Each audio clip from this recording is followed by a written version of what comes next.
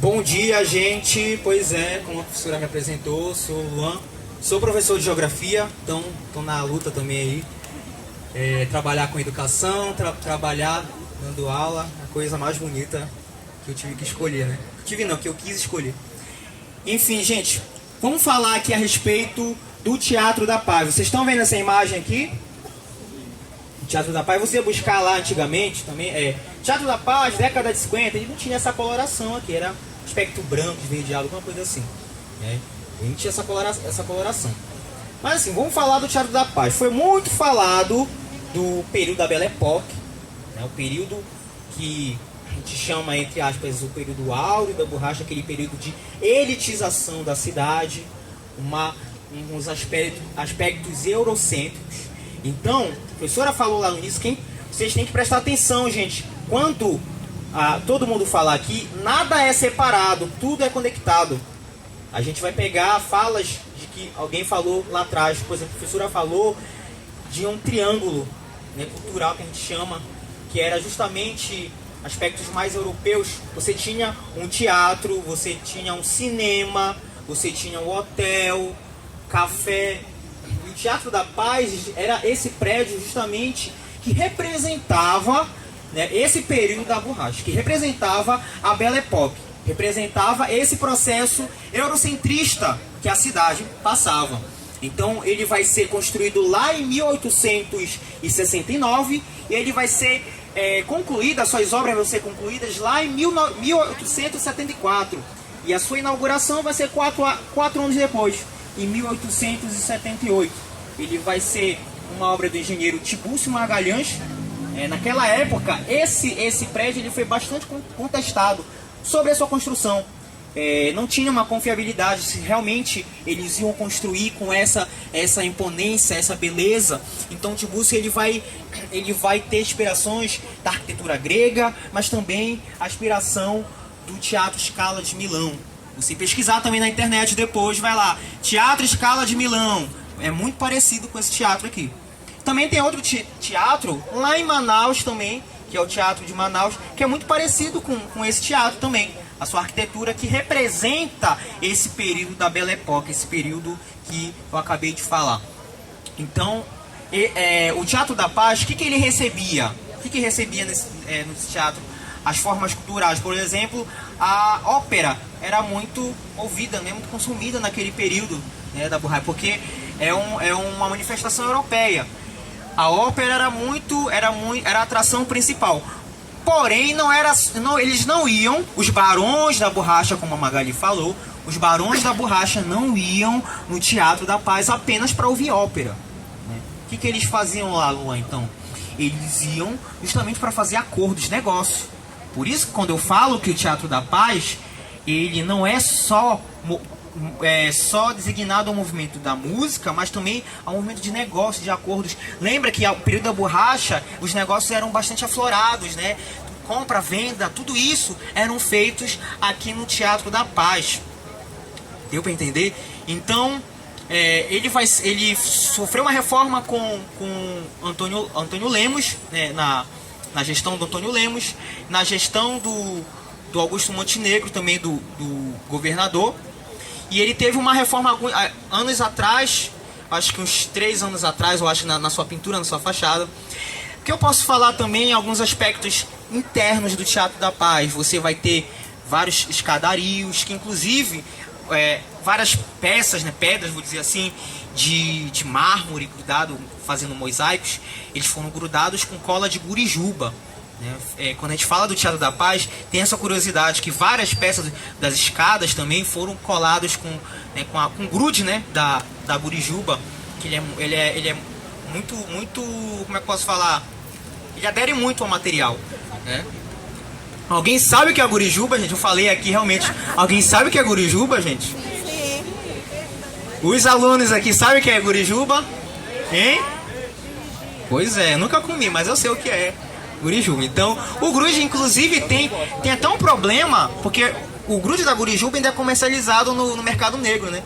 Então tem um tráfico, assim, vou dizer, de grude e gurijuba. Enfim, que eu posso falar mais nos aspectos internos? Você vai entrar no... alguém já entrou no teatro, gente, da Paz? Alguém já entrou?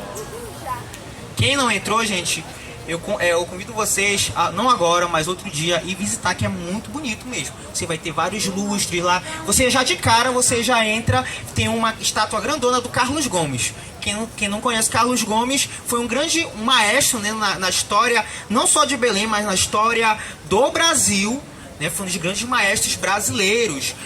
O Guarani, o Guarani foi a parte musical, né, foi o Carlos Gomes que compôs. Várias composições do Carlos Gomes. Então, ele era de Campinas, mas viveu um tempo aqui no Pará. Por isso que tem o Instituto Carlos Gomes, né? Escola de Música, Conservatório Carlos Gomes. Inclusive, já estudei lá, sou músico também.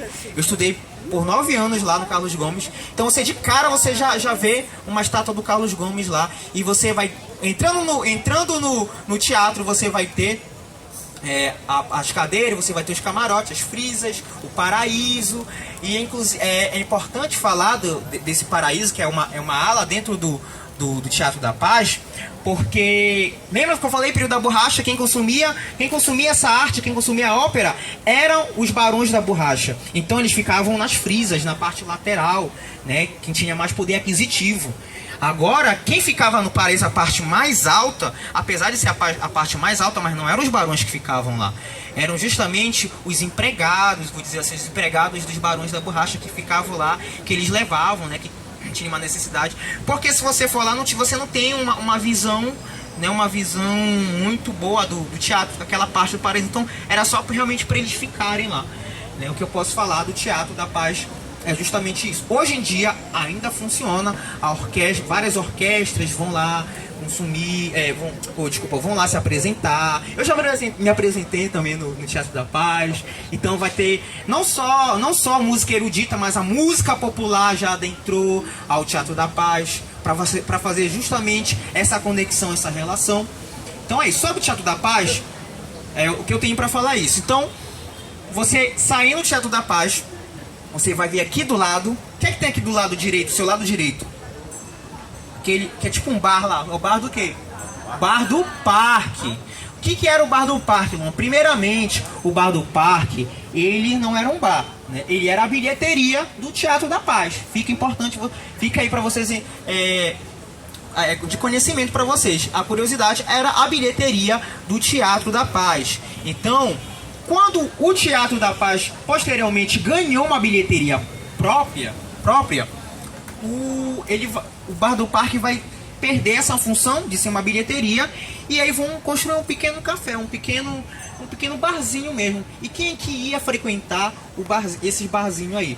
Lembra que nesse início do século XX, né, nas primeiras décadas do século XX, o movimento boêmio aqui em Belém foi muito grande. No Brasil também, né, o movimento boêmio dos músicos da noite também. Eles frequentavam muito o Bar do Parque. Então, por muito tempo, o Bar do Parque recebia esses músicos que iam se apresentar em casas, né, daqui de Belém, até mesmo no Teatro da Paz. E eles saíam e iam consumir, iam resenhar, vou dizer assim. Eles faziam uma resenha aí no Bar do Parque. Atualmente ele ainda tem essa função, gente, né? E ele teve uma reforma em 2018. E aí que eu tenho uma coisa para falar para vocês. A partir de 2018, você tem uma gourmetização do Bar do Parque, que é que o professor Sancler, lá da geografia, ele vai falar que é a gentrificação.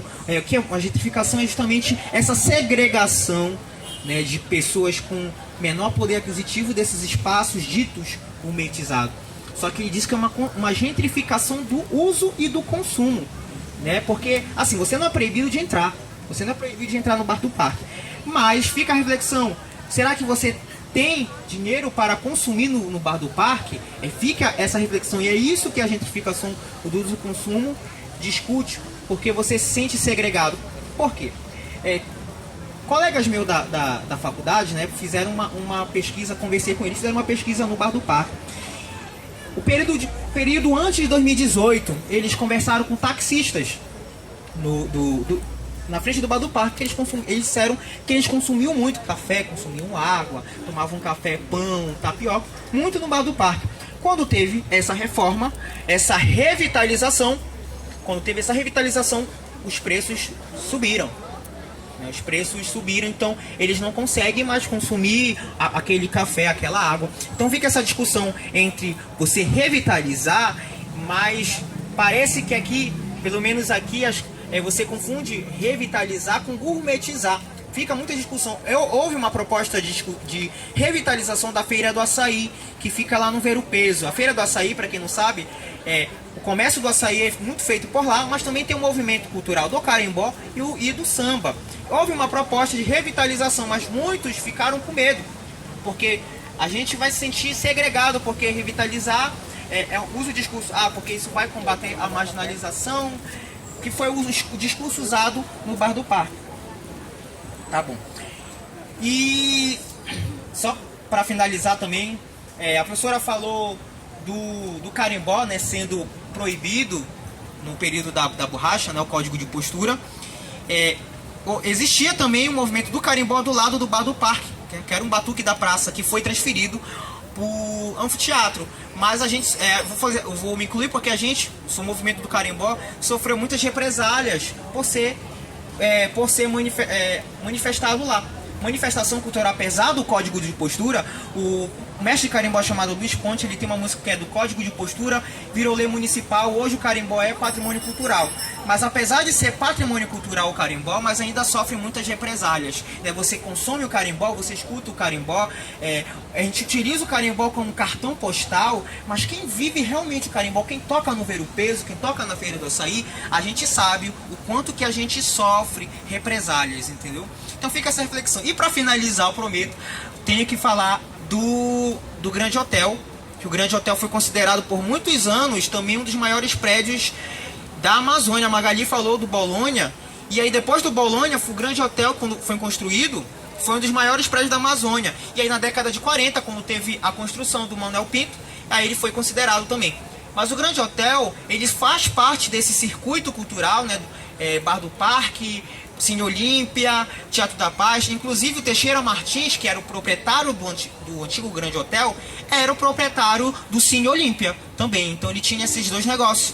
E aí o Grande Hotel tinha na sua arquitetura o ecletismo, era muito imponente também. O ecletismo é muito presente também aqui na Amazônia, junto com o Art Nouveau, pegava aspecto do Art Nouveau, né, o clássico, do gótico, como no Bolonha.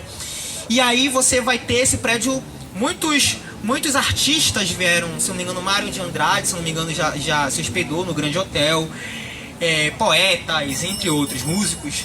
E aí na década de 40 ele vai ser vendido para uma empresa americana. Ainda não é o Hilton, que muitos vejam que esse prédio é do Hilton, mas ainda não é o Hilton, era Intercontinental Hotel, uma empresa americana. E aí que começou todo o problema, porque eles simplesmente demoliram, né, o Grande Hotel, aquela forma que vocês pesquisarem na internet, vocês vão ter algumas fotos. Era um prédio muito largo, né? Então demoliram, e aí posteriormente vai ser vendido também de novo para o Hilton Hotel. E hoje, atualmente, é o Princesa Loçan. Aqui do lado também você tinha, onde é o Banco da Amazônia, você tinha um café, que era o Café da Paz. Porque fazia alusão ao Teatro da Paz. Gente, só para não esquecer, o nome do Teatro da Paz era era o Teatro Nossa Senhora da Paz. Por que deram esse nome? Por causa dos festejos do fim da Guerra do Paraguai, tá? E aí deram esse nome de Teatro da Paz. Essa foto que a professora está mostrando aqui, posso pegar? Essa foto que eu estou mostrando agora aqui é o Grande Hotel. Olha como ele era bonitão. Ele era muito largo, ele era muito imponente.